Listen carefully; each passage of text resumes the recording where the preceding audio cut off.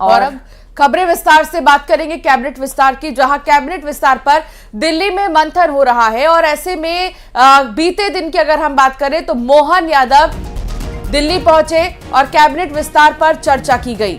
तो आज जेपी नड्डा से भी मुलाकात होनी है, अमित शाह के साथ मंथन होगा।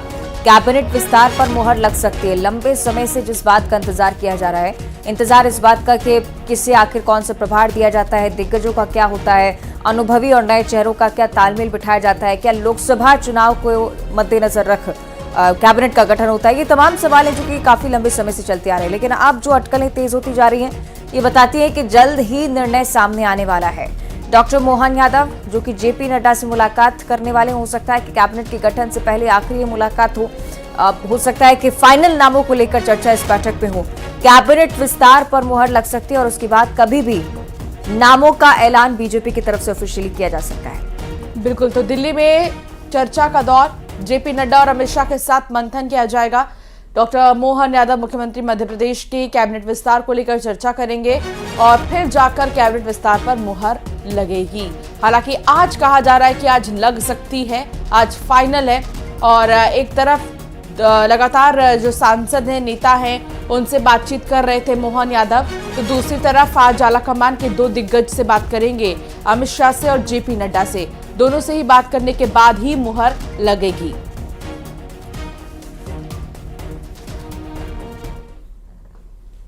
और दिल्ली में सीएम डॉक्टर मोहन यादव पहुंचे हुए हैं। मध्य प्रदेश भवन में उन्होंने मुलाकात भी की। 25 सांसदों के साथ चर्चा हुई है। आपको बता दें कि प्रदेश अध्यक्ष वीडी शर्मा भी इस दौरान मौजूद रहे। एमपी के दोनों डिप्टी सीएम भी इस दौरान मौजूद रहे। तो दिल्ली में सीएम डॉक्टर मोहन यादव मध्य प्रदेश भवन में मुलाकात कर रहे हैं। 25 सांसदों के साथ उन्होंने चर्चा की। प्रदेश अध्यक्ष वीडी शर्मा भी इस दौरान मौजूद रहे। एमपी के दोनों डिप्टी सीएम भी मौजूद रहे। तो बेहद ही खास ये चर्चा रही। और इस चर्चा के बाद अब मंत्रिमंडल पर इस चर्चा का कितना असर होगा, ये अभी देखना बाकी है, क्योंकि अभी तक नामों को लेकर सस्पेंस नहीं खत्म हुआ है। नामों को लेकर सस्पेंस लगातार बरकरार है कि मंत्रिमंडल में किन नेताओं को शामिल किया जाएगा।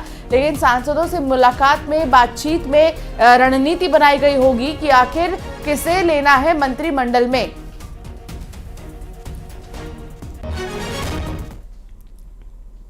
एमपी के सीएम डॉक्टर मोहन यादव से मध्य प्रदेश भवन में दिग्विजय सिंह और विवेक तनखा ने मुलाकात की है। दोनों ने मोहन यादव को सीएम बनने पर बधाई दी। ये कुछ तस्वीरें जो कि सामने आई हैं जब डॉक्टर मोहन यादव से मुलाकात करने पहुंचे दिग्विजय सिंह और विवेक तनखा। सांसदों से मुलाकात लगातार चल रही थी और इसी बीच विवेक तनखा और दिग्विजय सिंह का पहुंचना हुआ। मुख्यमंत्री बनने पर बधाई दी है डॉक्टर मोहन यादव को। सौजन्य भेंट जिसे बताया जाता है। अब हो सकता है कि चर्चा कुछ अन्य विषयों को लेकर भी हुई। माननीय मुख्यमंत्री जी का निमंत्रण मिला था, तो हमने उपस्थिति दर्ज करा दी। उनसे यह अनुरोध किया है कि अब गारंटी पूरी करिए। जहां सकारात्मक सहयोग मांगा जाएगा जरूर देंगे। कोई मसलों पे चर्चा नहीं हुई, औपचारिकता थी। एक पहली बार मुख्यमंत्री बन के वो दिल्ली आए थे, उन्होंने हम लोग सबको निमंत्रण दिया था और फोन करके मुझसे बात भी की थी और कहा था हमारे साथ जरूर चाय पीजिए, भोजन करिए। भोजन तो हम नहीं कर पा रहे हैं क्योंकि हमको भी कल बाहर जाना है। तो हम लोग सब आए थे, दिग्विजय जी थे, सब लोग थे, सब और भी बहुत एमपीज थे।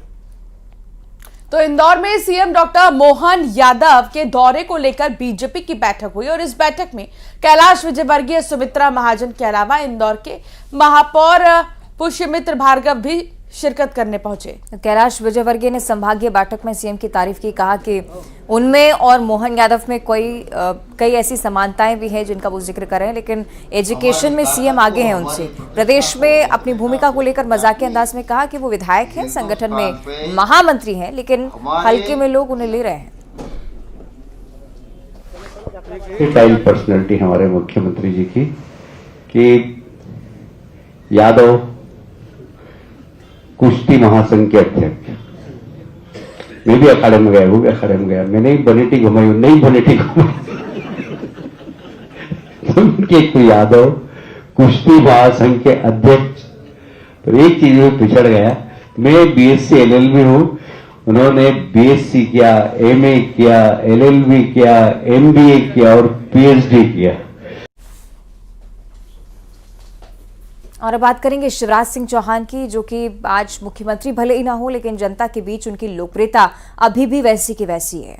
जबलपुर के बरगी पहुंचे पूर्व मुख्यमंत्री शिवराज सिंह चौहान का भव्य स्वागत हुआ। इस दौरान एक बार फिर लाडली बहनों और शिवराज सिंह चौहान के बीच अथाह प्रेम नजर आया। कुछ महिलाएं और भांजियां शिवराज सिंह से लिपट कर रोने लगी। स्वागत के दौरान मामा मामा के नारे लगे। हर कोई शिवराज सिंह चौहान की एक झलक पाने और उनसे मिलने के लिए आतुर नजर आया। लोगों के बीच पहुंचे शिवराज सिंह चौहान ने जनता को नाखुश नहीं किया और अपने पुराने अंदाज में ही जनता से मुलाकात की। तो उन्हें दुखी नहीं किया शिवराज सिंह चौहान ने, बल्कि उन्होंने जैसे वो पहले मिलते थे और लोगों के बीच जाते थे, वैसे ही वो मिलते जुलते नजर आए। मामा का रिश्ता प्यार, आई लव यू मामा। हमेशा देखो, मामा का रिश्ता प्यार का रिश्ता है और बहनों भाई का रिश्ता विश्वास का रिश्ता है। मैं ये प्यार और विश्वास का रिश्ता कभी टूटने नहीं दूंगा, ये आपको विश्वास दिलाता हूं। हमारे नए मुख्यमंत्री और सरकार आपकी अपेक्षाओं को पूरा करेगी और मैं हमेशा आपके साथ रहूंगा, आपको छोड़ के कहीं नहीं जाऊंगा और अपन प्रदेश को और बरगी को विकास के पथ पर ले जाने का पूरा प्रयास करेंगे। और अब बात लोकसभा चुनाव की। विधानसभा के बाद अब लोकसभा चुनाव की बारी है। तो मध्य प्रदेश में बीजेपी की सरकार है और इस बार बीजेपी ने प्रदेश में प्रचंड जीत हासिल कर ली है, लेकिन कुछ संसदीय क्षेत्र ऐसे भी हैं जहां पर बीजेपी से ज्यादा कांग्रेस को वोट मिले हैं और ऐसे में ये लोकसभा से चुनाव में बीजेपी के लिए चुनौती भी बन जाती है। हालांकि कई संसदीय क्षेत्र ऐसे हैं जहां बीजेपी का प्रदर्शन पहले से बहुत बेहतर रहा। देखिए रिपोर्ट।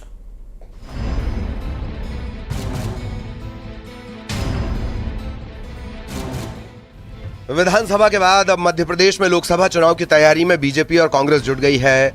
बीजेपी ने विधानसभा चुनाव में जीत दर्ज की है, लेकिन लोकसभा के लिए बीजेपी के सामने बड़ी चुनौती दिख रही है। वजह है लोकसभा की वो 10 सीट जहां वोट शेयर के मामले में कांग्रेस आगे है। विधानसभा चुनाव में 10 संसदीय सीटों पर बीजेपी को कांग्रेस के मुकाबले कम वोट मिले हैं। मुरैना श्योपुर संसदीय क्षेत्र में कांग्रेस ने 5 सीट जीती है तो बीजेपी ने 3 सीट। यहां कांग्रेस को बीजेपी से 89,000 से ज्यादा वोट मिले हैं। भिंड दतिया संसदीय क्षेत्र में बीजेपी कांग्रेस को 4-4 सीटों पर जीत मिली, लेकिन कांग्रेस को 6,894 वोट ज्यादा मिले हैं। ग्वालियर में संसदीय क्षेत्र में कांग्रेस को बीजेपी से 23,250 वोट ज्यादा मिले हैं। मंडला में कांग्रेस को 5 सीटों पर जीत मिली है तो बीजेपी ने 3 सीट जीती हैं, लेकिन कांग्रेस को 11,980 वोट ज्यादा मिले हैं। बालाघाट में भी कांग्रेस को बीजेपी से 68,000 वोट ज्यादा मिले हैं। अच्छी प्लानिंग है और पूरी ताकत से चुनाव लड़ा था। जनता ने विपक्ष में बैठने की जिम्मेदारी दी है, उस जिम्मेदारी को पूरी ताकत से निभाएंगे। कांग्रेस सड़क पर भी लड़ाई लड़ेगी, विधानसभा पर भी लड़ाई लड़ेगी और सारी 29 सीटों पर लड़ाई लड़ेगी। और जो 10 सीट आप बता रहे हैं वो तो हम जीत ही रहे हैं, बाकी जो 19 सीट हैं वो भी हम जीतने का पूरा प्रयास करेंगे। इसके अलावा छिंदवाड़ा, धार, खरगोन, रतलाम और टीकमगढ़ में भी कांग्रेस को बढ़त मिली है, लेकिन कई सीटों पर इस बार बीजेपी का प्रदर्शन बेहतर रहा है।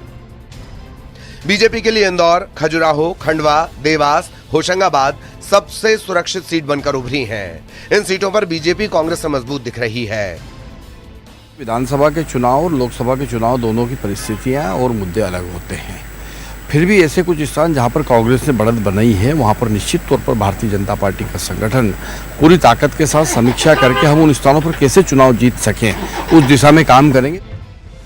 विधानसभा के बाद अब लोकसभा चुनाव की बारी है। 10 संसदीय सीटों पर बीजेपी को ज्यादा मेहनत करनी होगी तो वहीं कांग्रेस को 19 संसदीय क्षेत्रों में ज्यादा दम दिखाना होगा। हालांकि पिछली बार कांग्रेस सिर्फ छिंदवाड़ा की सीट बचाने में कामयाब रही।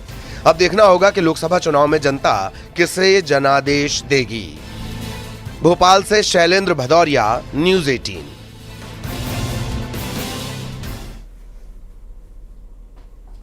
और अब अगली बड़ी खबर जम्मू कश्मीर से, जहां आतंकियों से मुठभेड़ को लेकर जानकारी सामने आ रही है। सुरक्षा बलों की आतंकियों से मुठभेड़ हुई है। आतंकी हमले में सेना के 5 जवान शहीद हो चुके हैं। सुरक्षा बलों ने कई आतंकियों को घेरा है। राजौरी में ये मुठभेड़ लगातार जारी है और आतंकियों से मुठभेड़ हुई है। सुरक्षा बलों की तरफ से लगातार सर्च ऑपरेशन जारी है। फिलहाल आपको बता दें कि आतंकी हमले में सेना के 5 जवान शहीद हो गए हैं। बेहद दुखद 5 जवान शहीद हो गए हैं, लेकिन इस शहादत को पूरा देश नमन करता है। सुरक्षा बलों ने कई आतंकियों को घेरा भी है। राजौरी में लगातार मुठभेड़ जारी है। तो अलग अलग इलाके जहां पर आतंकियों की दबिश को लेकर सूचना कल से ही लगातार चली आ रही है। मुठभेड़ भी काफी लंबे समय से चलती आई। कई और ऐसे इलाके जहां पर आतंकियों के छिपे होने की सूचना सुरक्षा बलों के पास है और इसीलिए सर्चिंग इस इलाके में जारी है।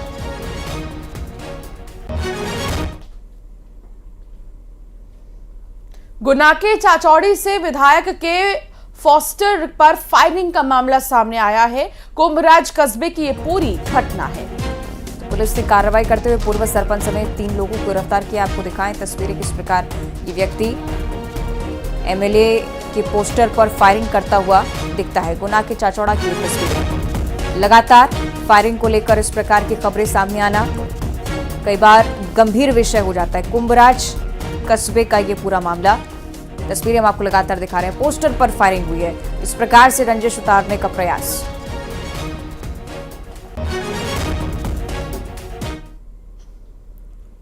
और भोपाल में अतिक्रमण को लेकर प्रशासन ने कार्रवाई की है। यहां पर 30 एकड़ सरकारी जमीन को कब्जा मुक्त करवाया गया।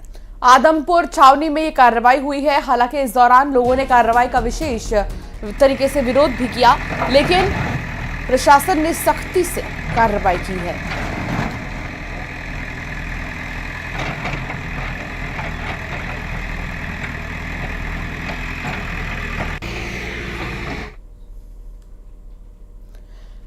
इंदौर में अतिक्रमण के खिलाफ अभियान शुरू किया गया। पूरे शहर में प्रशासन ने कार्रवाई करनी शुरू कर दी है। तो बंबई बाजार में निगम के दस्ते ने कई सारी दुकानों को हटाया। अभियान में 100 से ज्यादा कर्मचारी भी शामिल हुए। एक बार फिर से जो बुलडोजर दौड़ा है, अलग अलग जगहों पर अवैध कब्जे को ध्वस्त करने का काम लगातार चल रहा है। 100 से ज्यादा कर्मचारी एक साथ पहुंचते हैं, बुलडोजर कार्रवाई की जाती है। इंदौर में भी अतिक्रमण के खिलाफ प्रशासन एक्शन मोड में। ये देखिए तस्वीरें, निगम का हथौड़ा चला, अतिक्रमण मुक्त कराया गया सरकारी जमीन।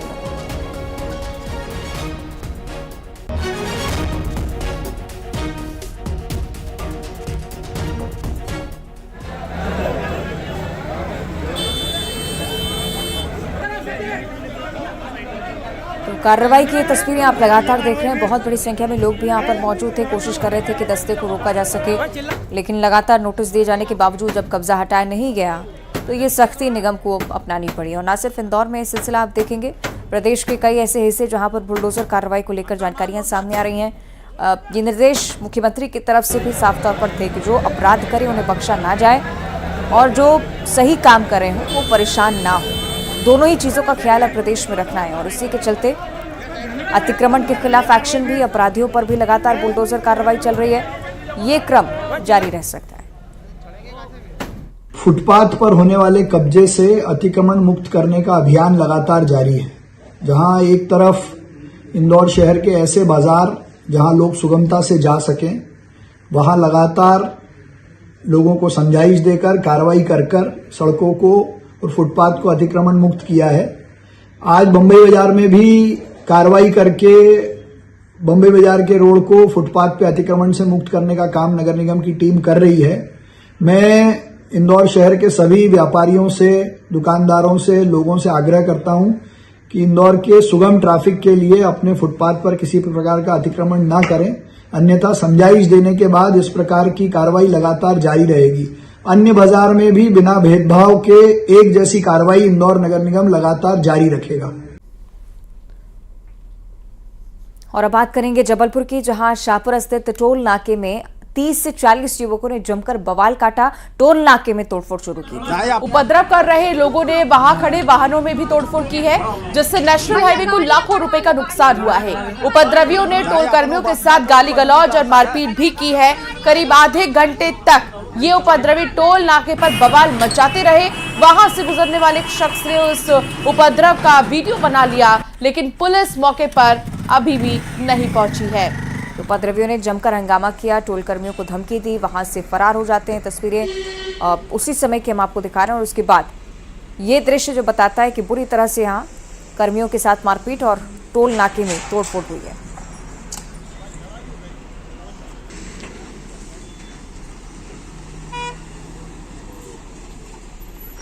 है कि कोई वाहन रैनी गांव का कोई व्यक्ति होगा जिसके साथ इनकी छुटपुट फास्टैग को लेकर विवाद हुआ होगा।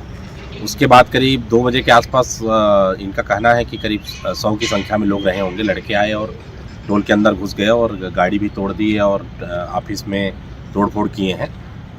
कुछ हथियार की भी बात ये कर रहे हैं। मौके पर थाना प्रभारी आई थी, जब्त कर ली है।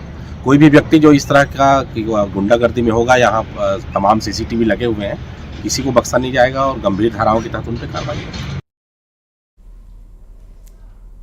चलिए आगे बढ़ेंगे और बात करेंगे बुधनी की।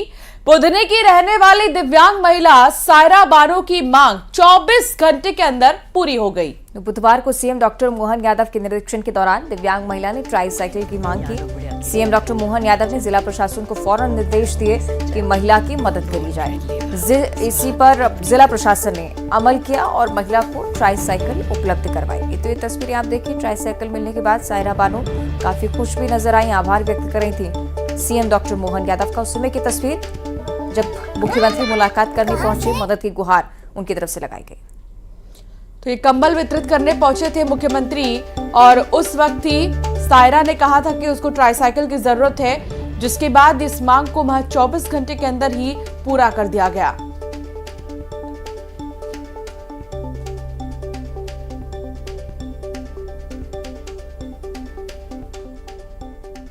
तो मुख्यमंत्री के निर्देश पर एक्शन में प्रशासन और दिव्यांग महिला को ट्राईसाइकिल दी गई और वो भी 24 घंटे के अंदर ही ट्राईसाइकिल मिल गई। और उस वक्त की भी आप तस्वीर देख रहे हैं जब इस दिव्यांग महिला ने मांग की थी कि उसे ट्राईसाइकिल दी जाए, उसे परेशानी होती है, जिसके बाद 24 घंटे के अंदर ही ये मांग पूरी की गई।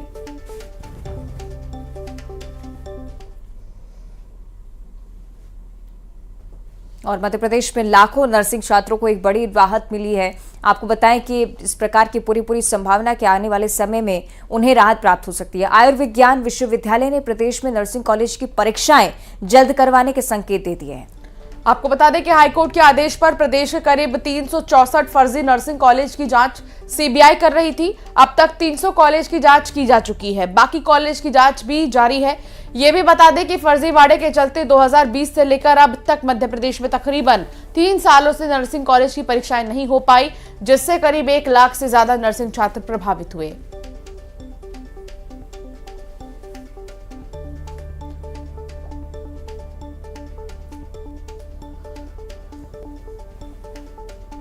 नर्सिंग महाविद्यालयों के प्रकरण में जैसा कि आपको विदित है कि प्रकरण माननीय न्यायालय में लंबित है। माननीय न्यायालय के आदेशानुसार आगे की कार्रवाई की जाएगी। विश्वविद्यालय जैसे ही माननीय न्यायालय का जो भी आदेश आएगा उसको लागू करने के लिए तत्पर रहेगा। शीतलहर के चलते मौसम और सर्द होने लगा है और इंसानों को ही नहीं बल्कि भगवानों को भी एक तरीके से प्रभावित कर रहा है। तो ऐसे सर्द मौसम और तापमान में गिरावट के चलते भक्त भी अपने आराध्य के लिए चिंतित होने लगे हैं। ऐसे में सीहोर के प्रसिद्ध स्वामी नारायण मंदिर और चिंतामणि गणेश मंदिर में भक्तों ने अपने आराध्य को गर्म कपड़े पहनाना शुरू कर दिए हैं। भागवत कथावाचक पंडित मोहित पाठक ने बताया, चूंकि मंदिर में भगवान की मूर्ति की प्राण प्रतिष्ठा की जाती है और भगवान की मूर्तियों में प्राण वायु का संचार होने लगता है, इसी के कारण भगवानों को भी मनुष्य की तरह मौसम प्रभावित करता है और इसीलिए भगवान को ठंड के समय गर्म कपड़े पहनाए जाते हैं। तो ये देखिए तस्वीर आपको दिखा रहे हैं कान्हा और राधा रानी की, जिन्हें गर्म कपड़े पहनाए गए हैं और यहाँ पर तमाम देवी देवताएं जिनकी प्रतिमाएं हैं उन्हें शॉल उड़ाया गया है। हनुमान जी को भी आप देख रहे हैं, हनुमान जी की प्रतिमा पर शॉल उड़ाया गया, गणेश जी की प्रतिमा पर भी शॉल उड़ाया गया है। कि भगवानों को इस मौसम में गर्म वस्त्र क्यों पहनाया जाता है, तो इसका सबसे बड़ा जो प्रधान कारण है, जैसे कि हम लोग जब ब्राह्मण यज्ञ करते हैं, भगवान की प्राण प्रतिष्ठा करते हैं, तो भगवान में प्राण आ जाते हैं, और जहाँ प्राण होते हैं और प्राणी मात्र के प्राण भी भगवान है, इसलिए भगवान के इन प्राणों को के लिए हम इस ठंड के मौसम में गर्म वस्त्र पहनाते हैं। और गर्म सर्दी वायु से भगवान की बनाई प्रकृति है, मगर हमारी श्रद्धा हमारा विश्वास है। और चलिए फिलहाल इस बुलेटिन में इतना ही। आप देखते रहिए न्यूज़ 18।